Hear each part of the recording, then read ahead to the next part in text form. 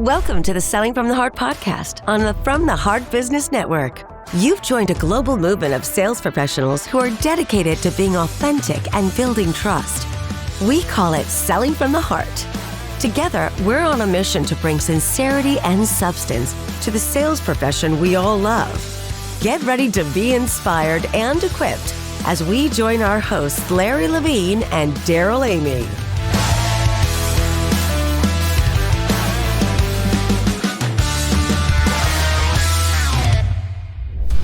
Hiring salespeople based on a resume or a great interview is like drafting players based on their Instagram highlights.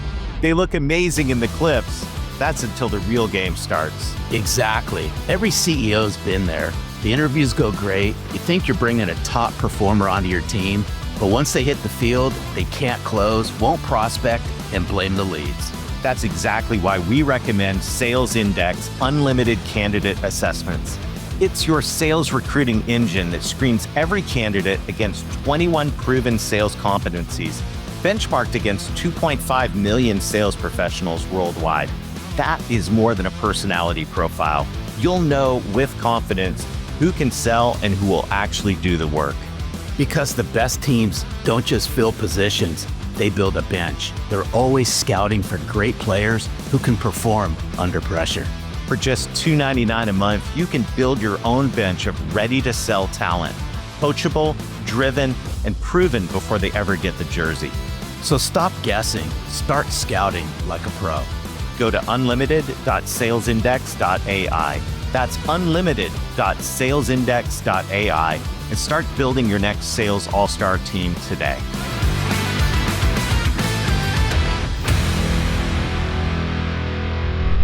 Hello and welcome back to the Selling from the Heart podcast. Your co-host, Darrell Amy, here today with Larry Levine. What's going on, Larry? Hey, great seeing you as always. We're motoring along. We're having fun here at Selling from the Heart. Something tells me you're in for a good treat today, Darrell.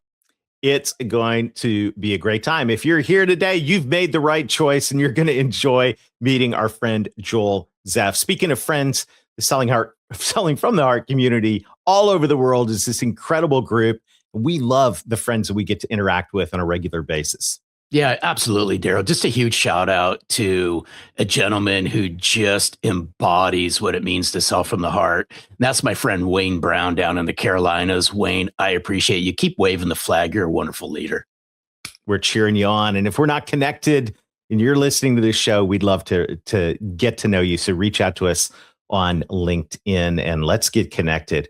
Well, hey, sales, there's no question, is a high pressure profession. And today's guest helps sales teams and leaders rediscover something that directly impacts performance: energy, celebration, and connection.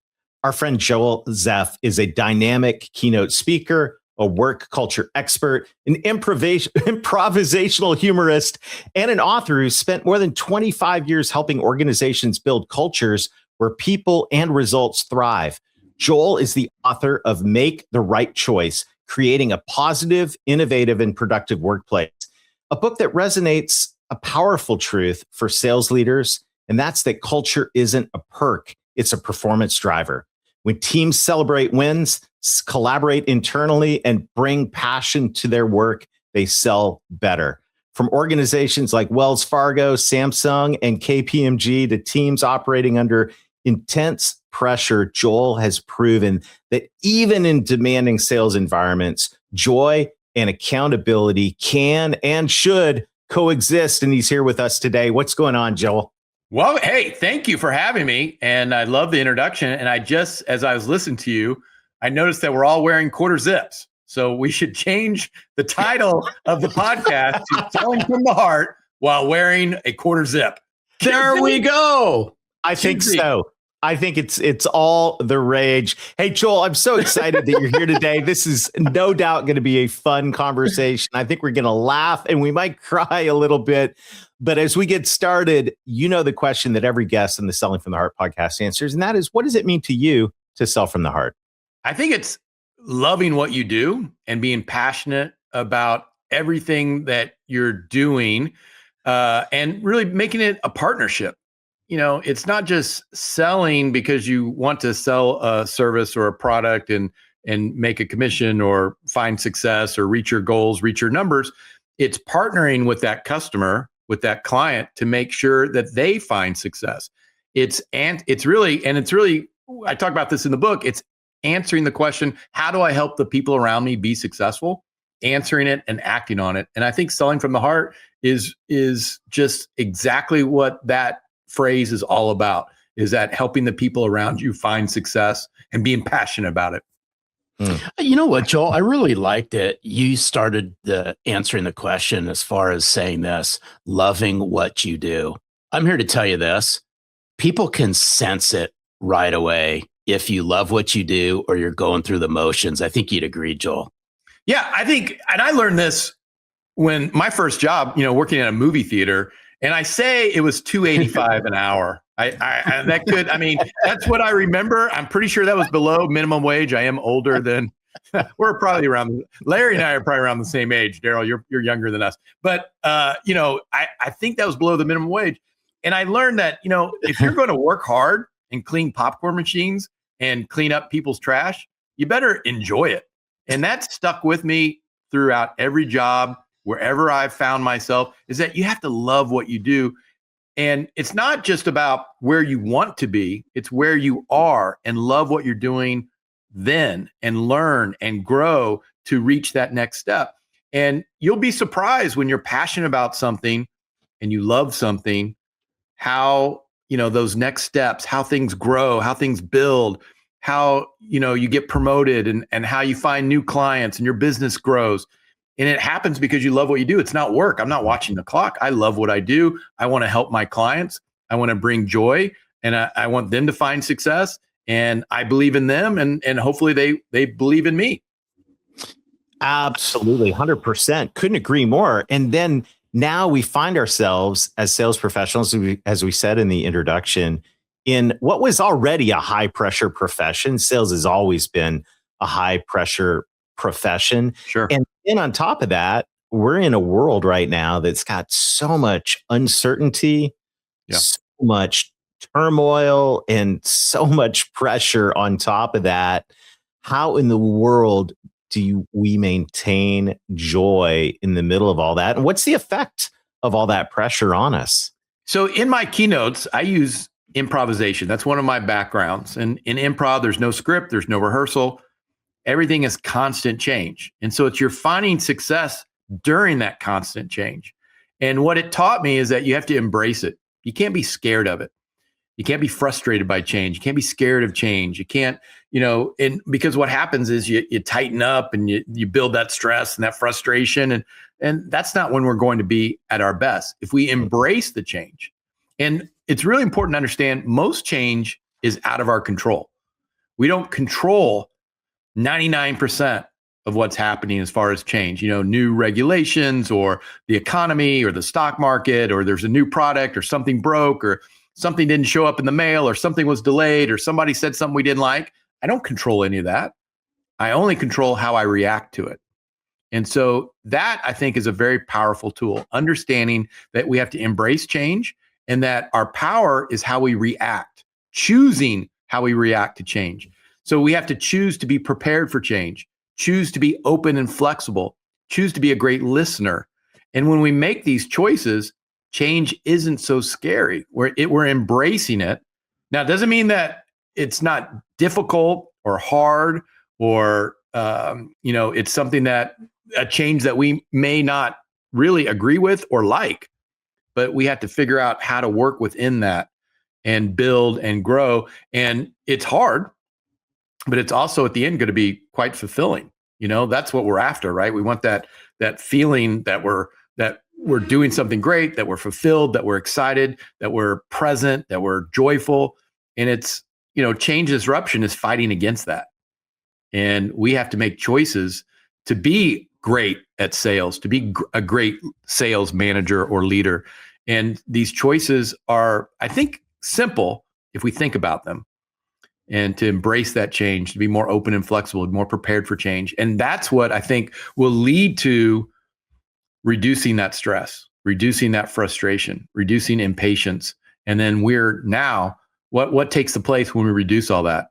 Passion, joy, we're helpful, we're supportive, and all that's going to lead to really great things. Taking care of your clients, taking care of your team.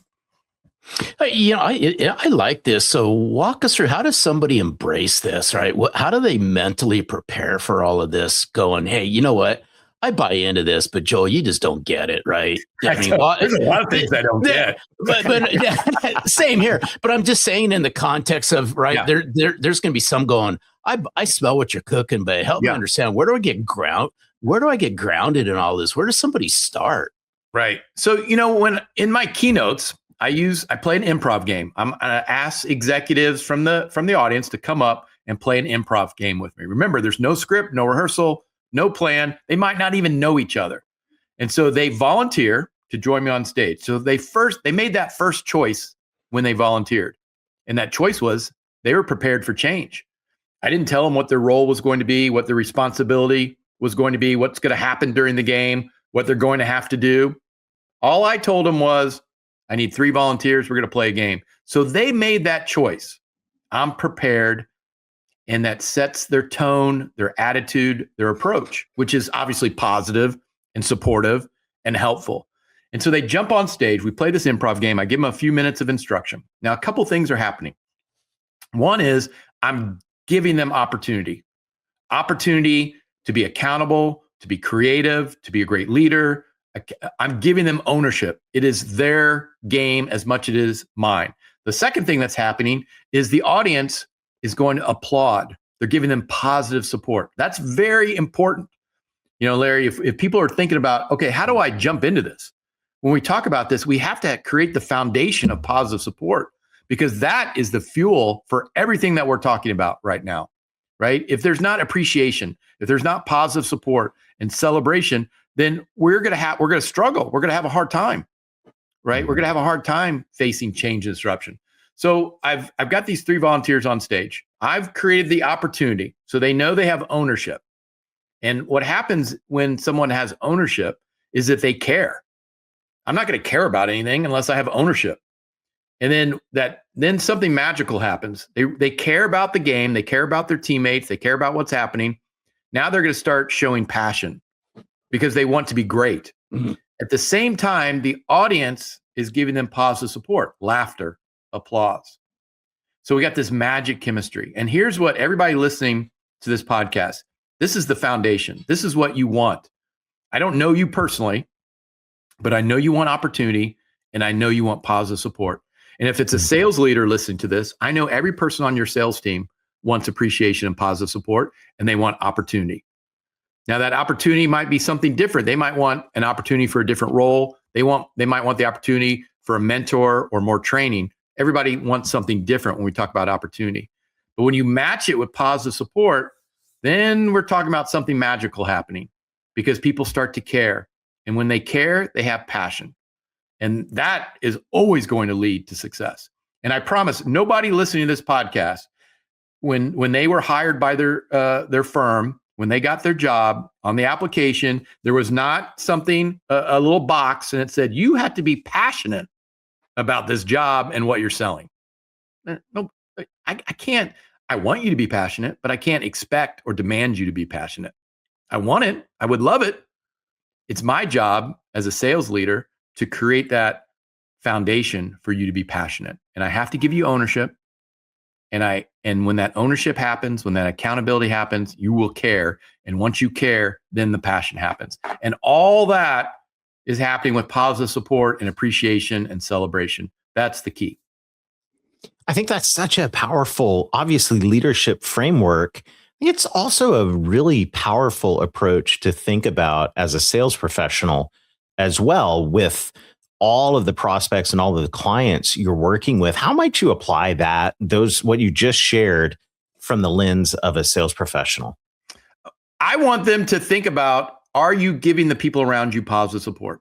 Here's the challenge. When you go home from work, I want you to think about everybody you came in contact with, your team, partners, vendors, certainly your customers. Did you give them positive support? Did you appreciate? You said, well, boy, today was busy. I was in the weeds all day. I get it. So that's why we're thinking about it on the way home. So tomorrow, what we're going to do is we're going to give that positive support. I don't care. You can text them, you can email them, you can see them in the hall, you can call them up, you can write a letter and wait a week to 10 days for that letter to show up. I don't know. You can find them on Tinder. I don't know. I don't care. I don't care. Not recommended. Yeah, I don't know who's got that. Larry really got that joke, by the way. Larry really laughed at that joke. So I think we. I don't know what you're talking about. So and you give that positive support. What happens? Mm-hmm. It comes back, right? And that positive support, that appreciation. I was doing a workshop right before about a month and a half ago. And it was a small group. It was a manufacturing company. And, and I was talking about this positive support and celebration, giving people around you appreciation. And it was a couple people said something that really hit for me. And they said it was awkward. It was awkward to receive positive support because I was giving them that positive support within the workshop. And I said, well, why? I go, you should never, ever feel awkward when someone's giving you positive support. That's our fuel for everything. Mm-hmm. Right? I don't know what happened to you that you feel awkward receiving positive support. She sends me a couple weeks later. She sends me a note and says she immediately went back to her team and started giving positive support and appreciation, making a note, making it a part of her day. And she said at first she got a lot of looks, got some strange eye rolls, and people were like wondering what is going on. But she didn't give up. And the more she did it, the more people understood and appreciated it. And what happens? It fuels them. It gives them just that energy. And how's that going? That obviously is going to reflect on whatever they're doing to find that success. I'm lucky. I have a job where I get a round of applause. That's pretty awesome. Most people don't have a job where they get a round of applause. I do my job and people clap. So I'm getting that. And believe me, that is my fuel. That is my fuel. And I'm very, very lucky. And most people, whether they're a salesperson, a sales leader, accounting, HR, marketing, no one's going up into their office or cube and going, wow, the way you manage that sales team. Never seen it like that. Nobody's doing that, but they deserve it. Yeah. Right? Absolutely. They deserve it.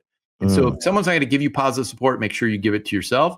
And when you create it around your team, it's going to create a culture. It's going to create an energy. And that energy is the fuel to make that next call, that fuel to work with the client, to build that business, to grow, to reach out, to make that next sales meeting. And we have to have that fuel. This is the word that just comes to mind. I'm sitting here listening to what you're saying, and I go, man, you know what? If you ever want to find out where trust sits inside your sales team, inside your company, start doing what Joel just shared, because there's going to be some people that are going to go, and we're just going to make a funny with this, but this is real world stuff, Joel. Some people are going to say, come on, right? What's behind this, right? Okay, you're doing this because you're getting ready to drop the hammer on us. So you're going to butter it up with the appreciation and all that. However, the more you do this and the more you do this with intention, the higher degrees of trust you build. Get what I'm saying, Joel? Because there's always going to be the other side of this, hey, what's going on? But I think it's the litmus test of trust. And I think part of trust is being authentic. Yes. Right? Knowing that that this is true. This is authentic. I really want to give you positive support. I want to give you appreciation. And it's amazing. And one of the first things I do in my keynote is I just pick somebody out in the audience. I have them stand up. I introduce them. I ask them a couple questions, where are they from and what's their job title? And I said, have you ever received a round of applause? And, 99% of people say, no, no one's ever given me a round of applause to be the director of sales at XYZ company. And so I make a big deal and I introduce, and I said, okay, what we're going to do, I'm going to introduce this person. I want the whole audience just to give them the biggest round of applause that you could. And the joy you see in person's face, is just incredible. And it is kind of, in a way, we can think about this. It is kind of sad that so many people work in cultures and companies that they don't receive that positive support. They don't receive that appreciation. And of course they're frustrated and stressed and where's the joy? Where's the love? I want to love what I do. I want to have joy doing it. And, I just learned that at a very early age. No matter what I'm doing, where I'm working, I want to have joy. Is this going to be my last job? Was my goal to be working a movie theater for my whole life and clean up trash? No. But the moment that I was there, I wanted to enjoy it. I wanted to have joy. And I learned that you better have fun. If you're going to clean a popcorn machine, you better figure out how to have fun and clean up people's trash. And to this day, by the way, if I go to a movie theater, if I go to a baseball game, I take my trash.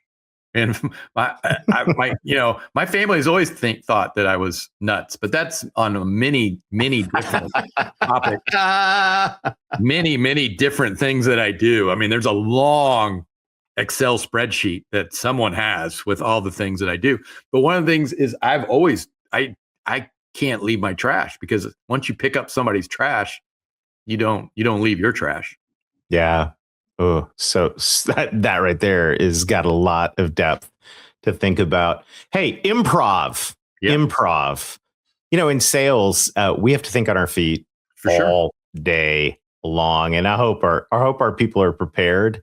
But at the same time, we've got to think on our feet all day long. What'd you learn in improv that would be helpful to our friends who are in sales? I think a couple things. One is be present. That's a big, and when I bring people up to the stage and they go back and they sit in the audience and I say, what were you thinking about when you're on stage playing the game? And the answer is the only thing they could think about is the team, the objective, the game. Can't think about anything else. Now, you sitting in the audience, you're thinking about emails and voicemails and what you're going to do after lunch, or maybe thinking about lunch or whatever. But improv is this magic art form, and it forces you to be present. And that's when you're truly at your best, whether, as a communicator, as a salesperson, as an innovator, when you're really present in the moment. And I think that's important, to be present, to be in the moment. That's a key message that improv taught me. Another key message, one of my favorite, especially when I talk to sales teams, is that no matter what's happening in the improv game, you cannot quit. It's the only thing the game won't allow. Mm-hmm. You can be funny, you can be not funny, you can be creative, you can not be creative, you can be a leader, you can not be a leader, you can make mistakes, you can be terrible. You just can't give up. It's the only thing the game won't allow. So let's take that to sales and to sales teams. What does that mean when we talk about staying in the game? Staying in the game means we are not going to give up. Whether your success might not be tomorrow or next week or next month, but success will be there. That one client, you're like, oh man, I've called on that client 10 times. I have clients like that. I've sent them an email, every year. Like, I would love to come speak at your event, and, goes into the black hole. And if I give up, if I stop emailing, I've quit. And what's the guarantee? I failed. I will never speak at that event because I've given up. But if I stay in the game, and maybe I need to do something different, communicate differently, create a video message, send them a book, do something different to stay in the game. What does that mean? That might mean more training, a mentor. It might mean you're going to work harder, make an extra call, be more creative, come up with new ideas. There's lots of things to do when we talk about staying in the game. It's hard, but it's also going to be really fulfilling when you make that sale, when you find that success, because you did not give up. It's the best message that I could ever say from stage. It's the best message that improv ever taught me. It's the best message that I could ever say to my kids, is that you just stay in the game. And once you learn how to stay in the game, success will follow you. Oh, this is such a good conversation, Joel. Thanks for hanging out with us. But I got to go back to this present for this presence for just a moment. The first thing you said as it relates to improv in this world that we live in today, that's just so revolves around technology. I think it goes back to this whole, saying the best present you can give somebody is your presence. Right. Is we got to really hone in on this. That means if you're on a virtual call, your phone's got to be somewhere way out of sight. All your tabs got to be closed down. You get where I'm going with this. If you're face to face with somebody, that phone is like on silent, off, in your back pocket, right? Whether depending, maybe you leave it in your car. But I think, right, because with improv, you got to be present because you don't know what's going to happen next. Same thing in sales. Yes. Yeah, I agree with you completely. And it's a choice. I think that's what you're really hitting on, Larry. It's a choice. And when you make that choice and make that connection, the results are going to be fantastic. You're going to create a partnership, a connection that is going to be, a relationship that is going to be strong and it's going to build. And that's what we're after. And that connection only happens if we're present, if we're really listening, not waiting our turn to talk, listening to each other, connecting with that person. And that's really important. And that's a foundation message. And, improv, again, forces you to be present. When they're on stage and you're playing this improv game and there's no script, no rehearsal. So if the person on stage just starts looking at their friends in the audience and starts, starts talking to them, what happens to their team on stage? Everything just falls apart because they're not present. And there's so many games. There's one game, it's a game called Know It All. And the audience asks a question, and the three people on stage, they have to answer that question one word at a time. So you're just listening to that person before you, listening to the person after you, reacting, right? Just reacting, embracing change. Just, you don't know what that word's going to be. So if you're not really present, if you're not really listening, that game falls apart immediately, right? So you got to really have that focus. And when they do, and the words come out and they create a sentence, and it's always funny and it's surprising, and sometimes it's sometimes emotional, sometimes meaningful. It's amazing what happens with some of the sentences that come out. And then I have everybody in the audience play the game, and the same thing. And it's messy at first. They struggle because they don't realize how important listening and being present is. And then they connect and they realize, well, this is my responsibility. I've got to make this choice. It's just not going to magically happen. I have to choose to be present and to be a good listener. And what happens is they create a sentence that makes sense. So they find success, they're high-fiving, they're celebrating. So they're more productive, they're more creative, they're better communicators, they're better teammates, they're better leaders. All these things happen, and all they did was just, we're more present, we're better listeners. That's it. That's all that happened. Oh, so good. Imagine if it was like that simple to improve sales performance and to be a better leader. There's so much wisdom in that. Well, Joel, thank you for sharing time with us today. I know our listeners are all asking the same question I'm asking. How do I get more Joel Zeff in my life? I've come to their house individually. Okay. Well, that is a very interesting and unique offer that I don't think we've ever heard here on the show. So no one's ever taken me up on that either. It's weird. I'm not sure anybody will. How else can people get more Joel in their life? Is there any other way? There might be. Let me. Yeah. I don't know if you guys have heard. Do you have a book or something? Yeah. There's a website. There's a new thing. This whole website thing's just started. I think it's going to catch on big time. I think it's going to take off. JoelZeff.com. There's my name right there on the screen there. Just add a .com. You're going to hit the website.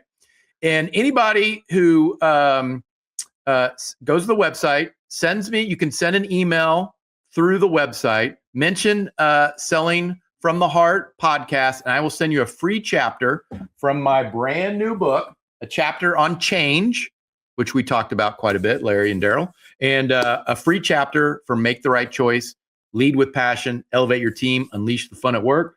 And so just go to my website, joelzeff.com, and mention the podcast, and I will send a free chapter. And if you want the whole book, obviously Amazon, Barnes and Noble, wherever you buy books, Audible, Kindle.